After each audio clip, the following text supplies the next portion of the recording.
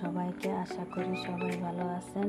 আজকে রান্না করব ডাল, পাতাকপি, ডিম দিয়ে, পটল, বেসন দিয়ে ভাজি। ডালটা ভালো করে ধুয়ে নিয়েছি, এখন চুলায় বসিয়ে দিব। ডালে নিমক, পেঁয়াজ, মরিচ, রসুনটা দিয়ে দিব। দিয়ে দিলাম রসুন, মরিচ কুচি, পেঁয়াজ কুচি। বেসনের সাথে পটলগুলো মাখিয়ে নিলাম। বাইরে তেল গরম হয়েছে, এক এক করে দিয়ে দিব।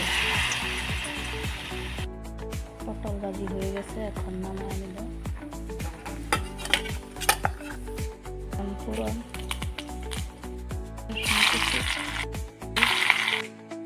রসুনের পাতা দিয়ে আমার ডাল রেডি। পেঁয়াজ দিয়ে উঠায় নিব। কালো জিরে, লঙ্কা কুচি,